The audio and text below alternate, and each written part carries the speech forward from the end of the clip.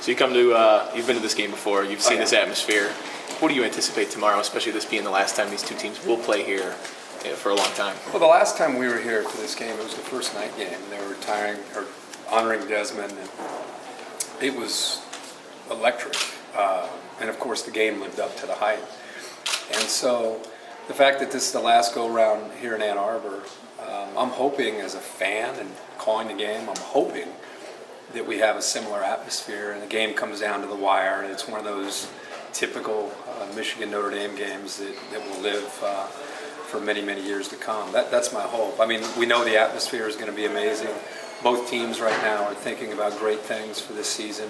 That's what I've always appreciated about this game is the timing of it. Since I don't know how old, I mean, when I think about Notre Dame, Michigan, I think of an early game with a lot at stake. And both teams can use this as a springboard into great things. Kirk, what's the matchup you're going to look for the most tomorrow? It's hard to really pinpoint just one. Okay. I'm anxious to see the two quarterbacks.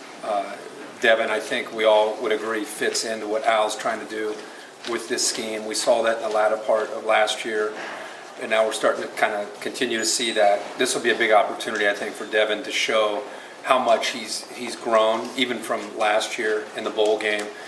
With all due respect to Central, I think this is really the game where we find out where he is and the guys around him are. And this will be a good defense for him to go up against. And on the other side, I mean, Tommy Rees came in here 2 years ago and threw the ball all over the place. And if it weren't for the two turnovers, he would have had a great night. They would have probably won the game. So now that it's his offense and now that Everett Golson's gone, I'm anxious to see how Notre Dame can perform, not just against Michigan, but 2013. I guess this is a game we find out where Notre Dame is and how serious they are about trying to duplicate what they did a year ago in this kind of environment.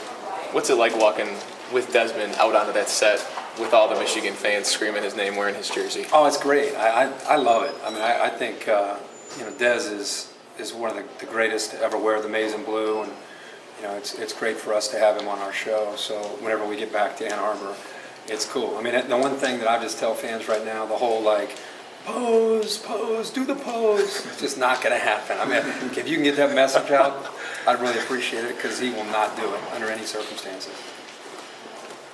Where does this rank in terms of, how are you?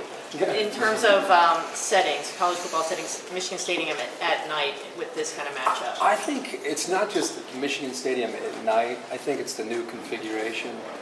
Just being honest, you and I have talked about this in the past. I mean, the shape of the stadium for years, for decades, was a bowl.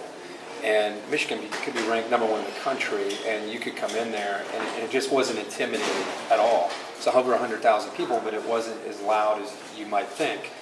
And I think now that they have the suites and the press box, my impression that night was, wow, it's loud in here. It is now, and I don't know if that theme is kind of carried, but it's now become a very loud and intimidating, and I think a difficult place for opposing quarterbacks and offenses to try to communicate and try to be able to execute. So I think it is a factor, and I think it ranks now up there. I still think there's certain stadiums within this conference that have a little bit more tradition when it comes to those atmospheres at night. The one being Penn State, to me, like when Penn State does a whiteout at home at night, I mean, that's one of the best atmospheres and most intimidating atmospheres in the country.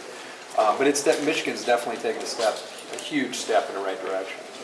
There's been a lot of back and forth as far as what this rivalry is. What's your impression of it? I'm a college football junkie, so you put Notre Dame and Michigan on the field, and I'm happy. That's all I can tell you. I don't know if it's a regional matchup. To me, it's a big game. We probably wouldn't be here if it wasn't a big game. Miami's playing Florida, Georgia's playing South Carolina, and here we are. And Brent and I are calling this game. So, I don't know who's calling it what.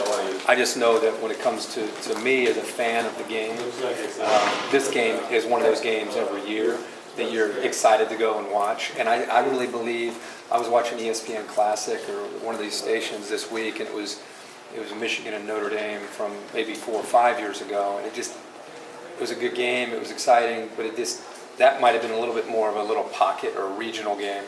Now I think we're seeing both these teams with new leadership heading into a stratosphere that's back to the elite. And so I think there's not only bragging rights on the line, and it's not, well, they're not going to play anymore. It's, let's face it, Brady Hoke's in the middle of taking Michigan to becoming a top 5 type of program, and Brian Kelly got to the national championship a year ago. So these teams are rubbing elbows with the big boys, and that's I think the direction. As long as they're able to hold on to these 2 head coaches, I think that's the direction that they're going to be going.